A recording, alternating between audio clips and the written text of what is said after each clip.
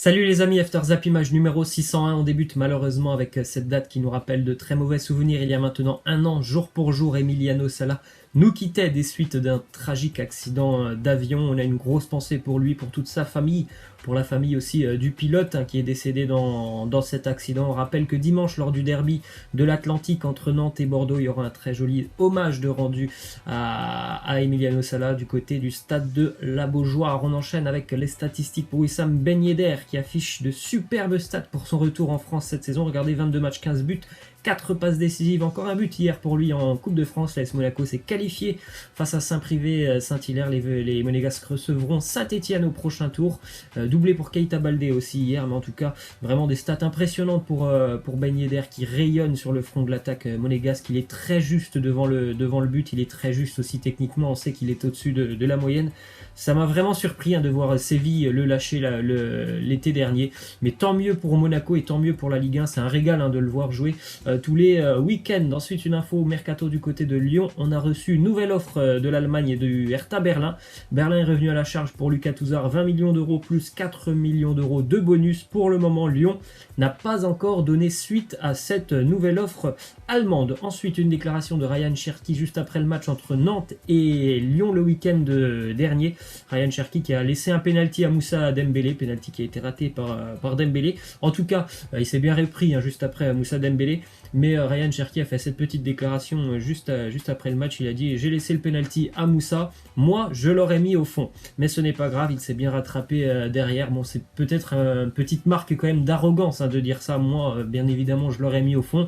On ne sait jamais ce qui peut se passer. En tout cas, je trouve que c'est une petite marque d'arrogance. On va mettre ça sur le fait qu'il est encore très très jeune, Ryan Cherki. Ensuite, une déclaration de Julien Stéphan sur Eduardo Camavinga. Il nous dit: on verra ce qu'il se passera à la fin de saison.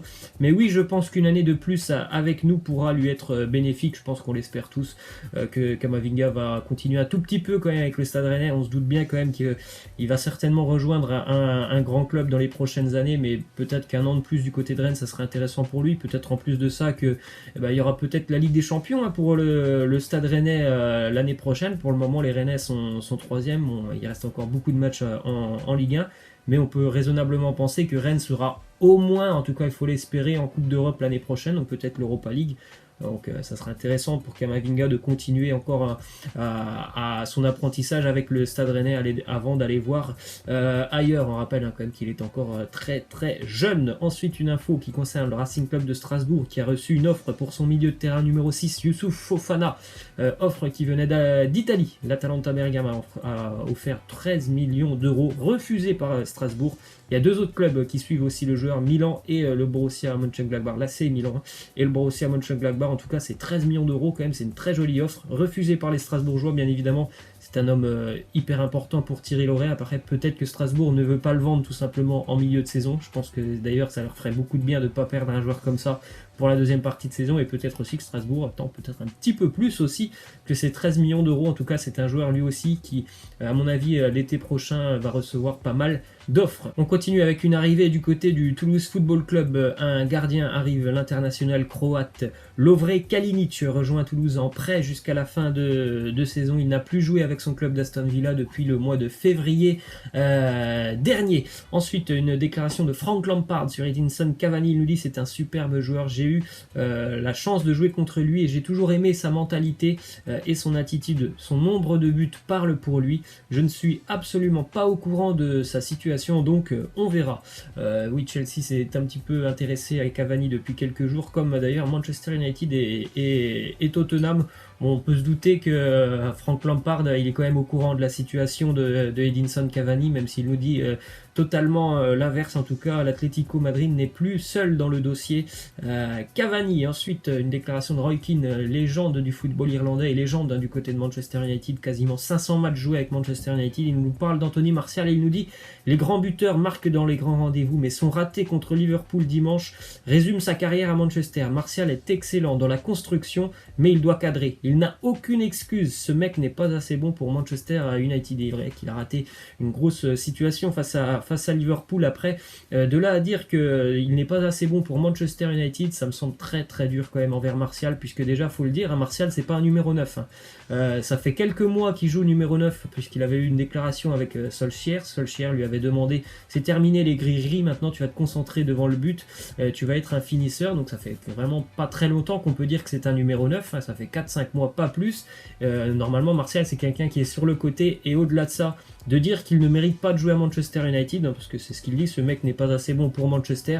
Je pense que si Martial ne peut pas jouer à Manchester United, faut virer les 3/4 de l'équipe de Manchester, hein, parce que si Martial ne peut pas jouer, je pense qu'il n'y a pas beaucoup de monde dans l'effectif actuel de Manchester qui mériterait d'être du côté des Red Devils. Ensuite, une déclaration d'Arsène Wenger qui nous parle du nouveau stade du côté d'Arsenal et surtout de l'ancien. Il nous dit: nous avons construit un nouveau stade, mais nous n'avons jamais retrouvé notre âme. Nous l'avons laissé à Highbury, nous n'avons jamais pu le recréer pour des raisons de sécurité. Je pense déjà que c'est un petit mensonge quand même, parce que si Arsenal a changé de stade, c'est parce que Highbury était un stade assez vétuste, un très ancien stade, mais qui était magnifique. Hein. Vous avez les images de ce stade, il était vraiment magnifique.